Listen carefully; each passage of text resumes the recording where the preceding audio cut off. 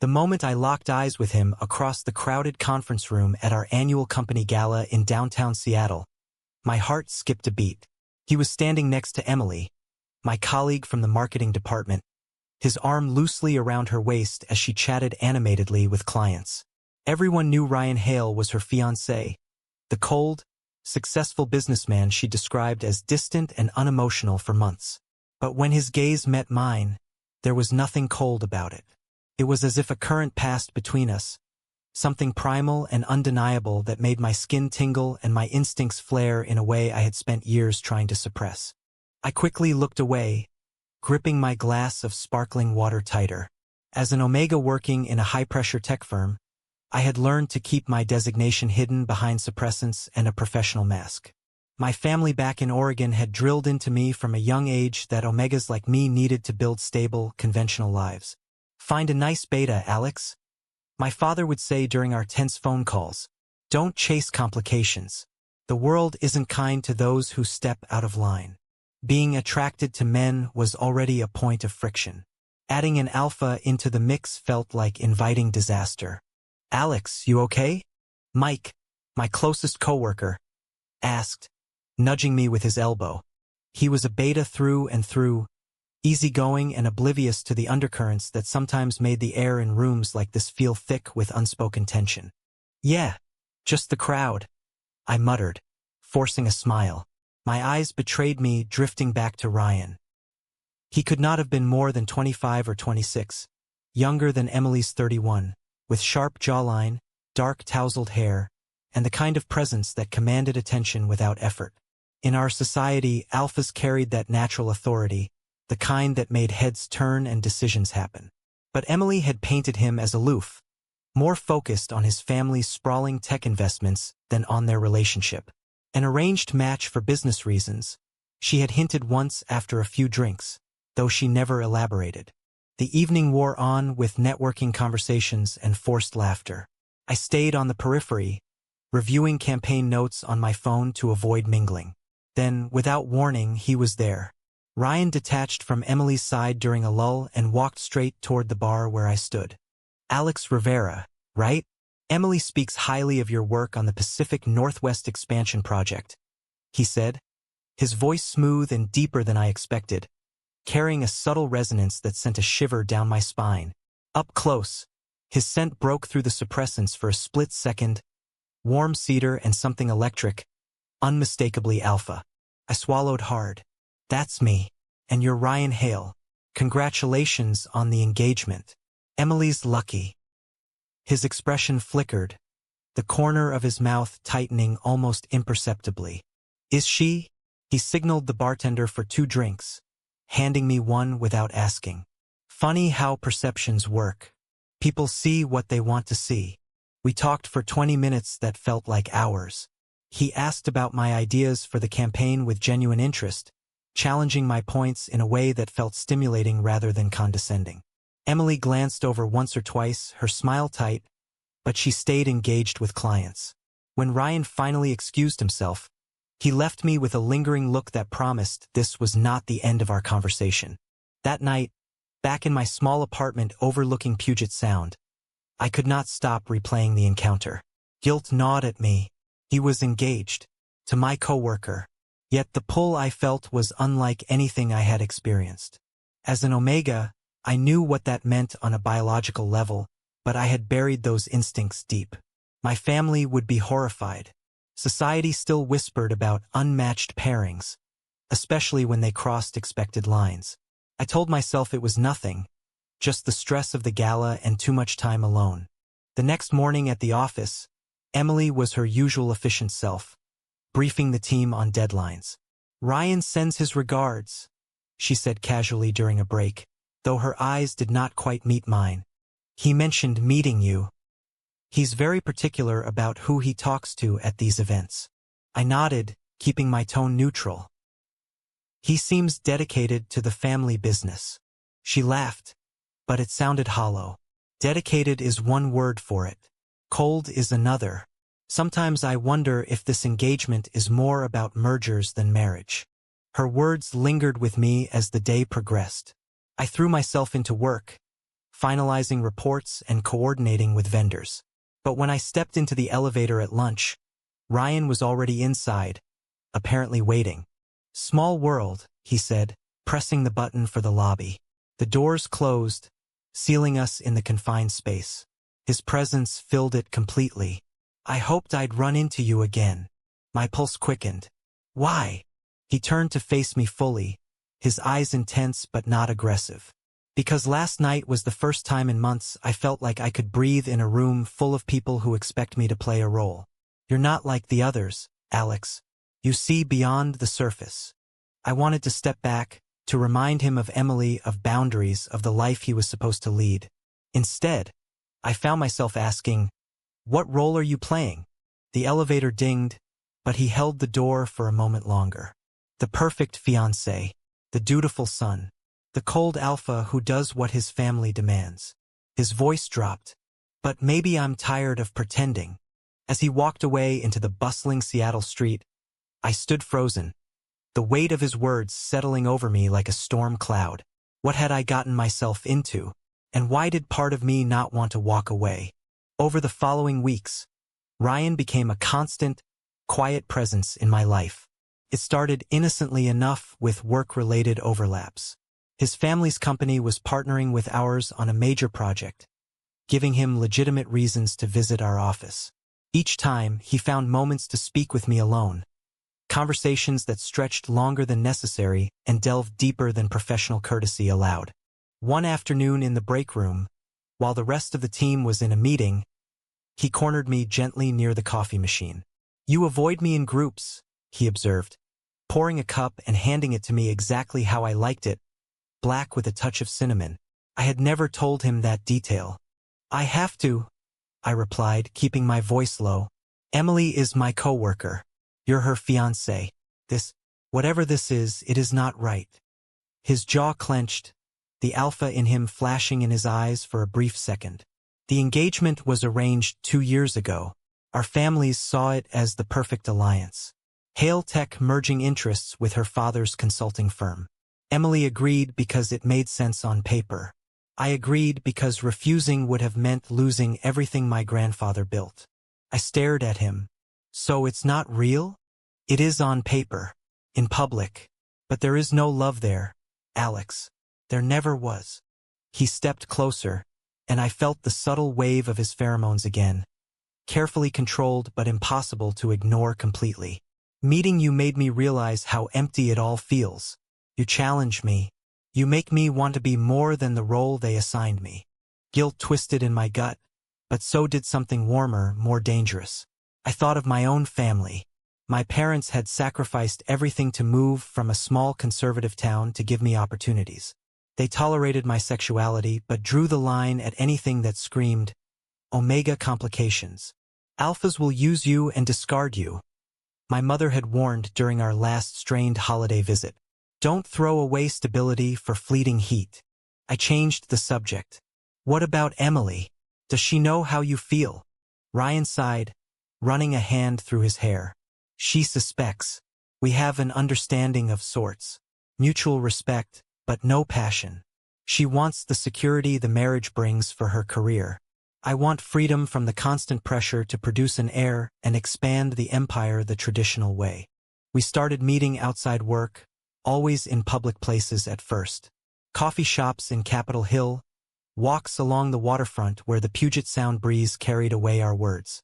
Ryan opened up about the weight of being the young alpha heir. His father expected him to lead with an iron fist, to marry well, to suppress any deviations. Being drawn to another man, especially an Omega, was not part of the plan. Society had progressed, but old money families clung to outdated hierarchies. I shared my own struggles, the suppressants I took daily to mute my cycles and avoid drawing attention, the quiet shame I carried from childhood when my designation revealed itself. My parents still send me articles about successful beta marriages. I admitted one evening over dim sum in a quiet restaurant. They think if I just try harder, I can fit the mold. Ryan listened without judgment, his hand brushing mine under the table once, sending sparks through me. "You do not have to fit anyone's mold, Alex. Not theirs. not mine. But I cannot deny what I feel when I am around you. The tension built slowly. Stolen glances at the office. Late-night texts that grew more personal. One night, after a particularly grueling deadline, he drove me home. We sat in his car outside my building for over an hour, talking about everything and nothing. When he leaned in, I almost let him kiss me. At the last second, I pulled back. "This is wrong," I whispered. "Emily deserves better. I deserve better than being the other person." Ryan's eyes darkened with conflict. "I know, but walking away from you feels like the real betrayal now." The next day, Emily pulled me aside in the hallway. "Ryan mentioned you two have been talking a lot about the project. I appreciate the collaboration, but be careful, Alex. He's intense. Alphas like him can sweep you up and leave chaos behind." Her warning echoed in my mind as the weeks turned into a delicate dance of attraction and restraint. I knew I was playing with fire. The internal conflict tore at me daily. Every conversation with Ryan brought me alive in ways I had never felt, but every thought of Emily and my family brought crushing guilt. How long could I keep pretending this was just professional curiosity? Then came the first real crack. At a company happy hour, Ryan showed up unannounced. He greeted Emily with the usual polite kiss on the cheek, but his eyes found mine immediately. When she stepped away to take a call, he approached me at the bar. "I told my father about the project progress today," he said quietly. "He wants to meet the key team members, including you." My stomach dropped. Meeting the Hale family patriarch was not a small thing. It meant stepping deeper into Ryan's world, a world built on expectations I could never fulfill without destroying lives. "Are you sure that's wise?" I asked. "No," he admitted, "but I am tired of hiding what matters." As the happy hour continued, I watched Emily laugh with friends, oblivious for now. The guilt intensified, but so did the undeniable pull toward the young alpha who had walked into my life and turned everything upside down. I was falling, and I had no idea how to stop. The dinner with Ryan's family was a masterclass in tension disguised as elegance. We met at a private dining room in one of Seattle's most exclusive restaurants, the kind where the waitstaff moved like shadows and the wine list cost more than my monthly rent. Ryan's father, Victor Hale, was every bit the formidable alpha patriarch. Tall, silver-haired, with eyes that seemed to dissect everyone in the room. His mother, Grace, was polished and polite, but her smiles never quite reached her eyes when she looked at me. Emily was there too, of course, playing the perfect fiancé. She sat beside Ryan, her hand occasionally resting on his arm in a display that felt more performative than affectionate. I was introduced as a key contributor to the joint project, which was true enough, but the undercurrent was impossible to ignore. "Alex has fresh ideas that are driving real results," Ryan said during the main course, his voice carrying quiet pride. "The campaign metrics are up 23% in test markets." Victor nodded slowly, studying me. Impressive for someone so young. "Tell me, Alex, what drives a man like you in this industry? Stability? Ambition? Or something more personal?" The question felt loaded. I chose my words carefully. The chance to create something meaningful, to connect people in ways that matter beyond the bottom line. Grace smiled. How refreshing. Most young professionals chase titles these days. Ryan could learn from that perspective. Ryan's hand brushed my knee under the table, a secret reassurance that sent heat rushing through me. Emily noticed the exchange of glances but said nothing, her expression tightening. Later, when the elders stepped away for a private conversation, Emily cornered me near the restrooms. "What is going on between you and Ryan? I have seen the way he looks at you, the way you look at him." I froze. "Emily, it's not." "Save it," she cut in, her voice low and sharp. "I am not blind. This engagement has been convenient for both of us, but I did not sign up to be humiliated. If you are pursuing him, at least have the decency to be honest." Her words hit like a slap. I wanted to deny everything, but the truth was too tangled. "I never meant for this to happen. He is the one who what? Chose you over the future we are supposed to build." She laughed bitterly. You have no idea what you are stepping into, Alex. His family will never accept an Omega from a nobody background disrupting their plans. And my father? He will pull the merger if this falls apart. I left the dinner shaken. Ryan texted me later that night. I am sorry. I should have prepared you better. But I could not stop thinking about you the whole evening. We met the next day in a park near the Space Needle, the city buzzing around us. Ryan looked exhausted, the weight of his dual life showing in the lines around his eyes. I told Emily the truth last night. Not everything, but enough. That the engagement feels wrong. That I have feelings for someone else. My heart pounded. How did she take it? Not well. She cried, then got angry. Said I was throwing away everything for a fantasy. He reached for my hand, and this time I let him take it. But it is not a fantasy, Alex. You are the first person who makes me feel like I can choose my own path. The weeks that followed were a whirlwind of secret moments and growing risk. We stole lunches together, drove to hidden beaches on the Olympic Peninsula where no one knew us. Ryan opened up about the pressure to produce an heir, the expectations that an alpha of his status must marry a compatible partner who could strengthen the family line. Being with another man, especially an Omega who could not provide the traditional legacy in the eyes of his circle, was seen as rebellion. I wrestled with my own demons. My mother called one Sunday, her voice laced with concern after I had missed several family video calls. Your father heard you are spending time with important people at work. Just remember who you are, son. Do not get swept up in worlds that are not meant for us. The guilt was crushing.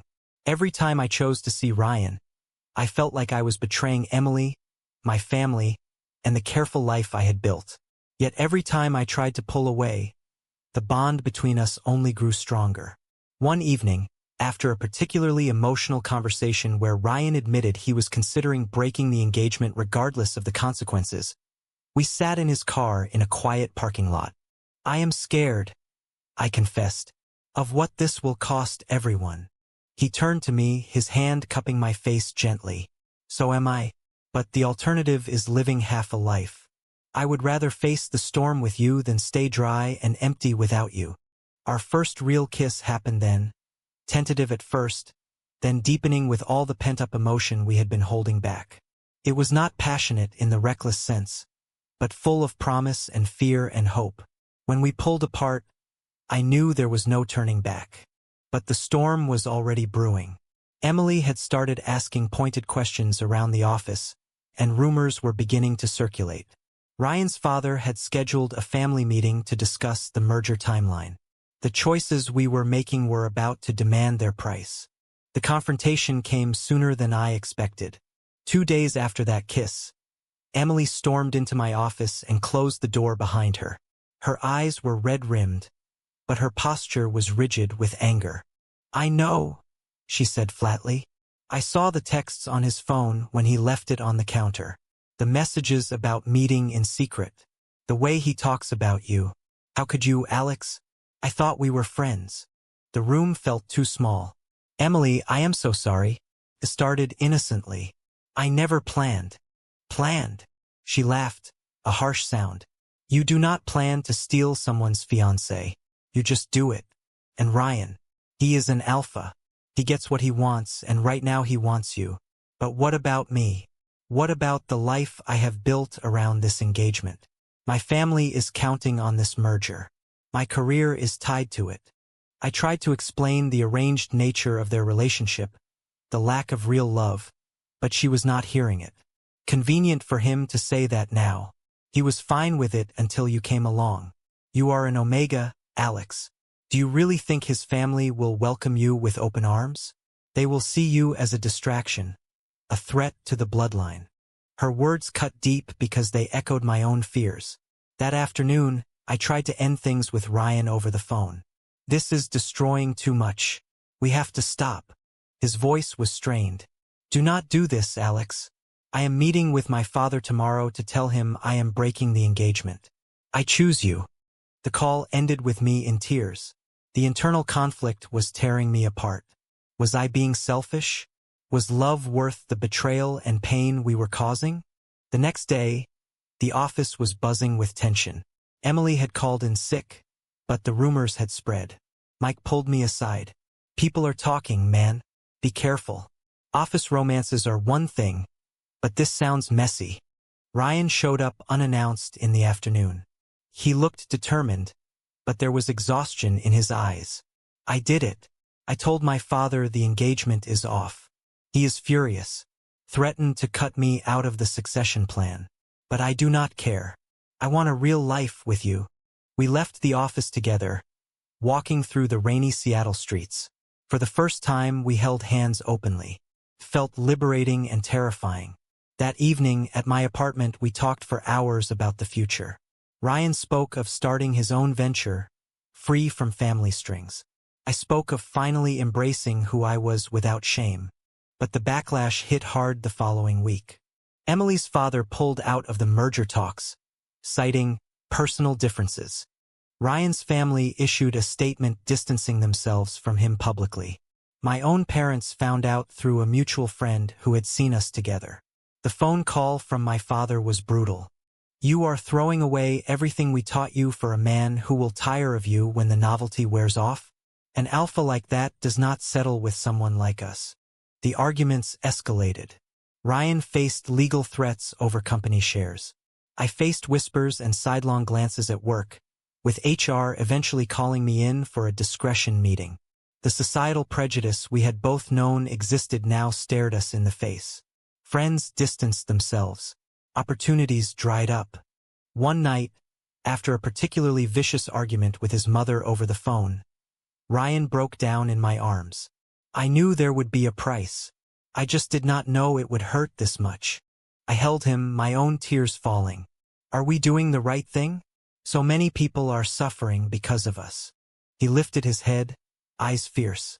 "The suffering was already there, hidden behind lies. This is us choosing truth. It is painful, but it is real." Yet the betrayals kept coming. Emily leaked details to a local business blog, framing the situation as Ryan abandoning his responsibilities for a whim. The story spread in industry circles, damaging both our reputations. My family stopped answering my calls. The climax of this phase came during a heated family summit Ryan insisted I attend. Victor Hale looked at me with open disdain. "You have cost my son his legacy. I hope the romance is worth it." Ryan stood his ground. "It is, because for the first time, I am living for myself, not for your approval." We left that meeting united but battered. The road ahead was uncertain, filled with financial struggles and social isolation. But in the quiet moments, when it was just us, the connection felt worth every sacrifice. Still, the doubt lingered in my quieter hours. How many lives had we upended, and for what? The months that followed tested everything we had. Ryan lost access to the family trust, forcing him to sell his luxury condo and move into a modest apartment with me. His once promising career path fractured as former allies distanced themselves. He started consulting independently, scraping together projects while rebuilding from the ground up. I faced my own consequences at work. Though the company did not fire me, I was passed over for promotions and given less visible assignments. The psychological toll was heavy. Nights were filled with anxiety about the future, about whether I had dragged Ryan into a life of struggle. My family eventually agreed to a tense in-person meeting in Portland. My mother cried. My father was stoic but hurt. "We wanted better for you than this drama. An alpha from that world will always have options. When the shine wears off, where will you be?" Their words planted seeds of doubt that grew in the quiet hours. Ryan noticed. "You are pulling away again," he said one evening as we cooked a simple dinner in our small kitchen. "Talk to me." I confessed my fears. What if they are right? What if this love costs us too much? Your family, my family, our careers. Emily is still suffering the gossip. Is this fair to anyone? He set down the knife and pulled me close. Fairness was never part of the equation. Life is not fair to people like us who refuse to conform. But I would rather struggle with you than succeed in the cage they built for me. We grew closer through the hardship. Ryan helped me confront my suppressed omega nature, encouraging me to reduce the suppressants gradually under medical guidance. The process brought emotional waves, but also a sense of authenticity I had never known. In turn, I supported him as he rebuilt his professional network on his own terms, free from the family shadow. A major turning point came when Emily reached out unexpectedly. We met at a neutral cafe. She looked thinner, but her eyes had lost some of the anger. "I hated you for a long time," she admitted, "but I have been doing therapy." The engagement was convenient for me too. I used it to avoid facing what I really wanted. I am not ready to forgive, but I am done punishing everyone. Just be good to him. He deserves that much. Her words lifted a weight I had not realized I was carrying. The betrayal and confrontation phase began to heal, slowly. Yet new challenges arose. Ryan's younger sister, who had always looked up to him, confronted him at a family event he was invited to as a courtesy. "You embarrassed us all. Dad is talking about changing the will. Was it worth it?" Ryan answered without hesitation.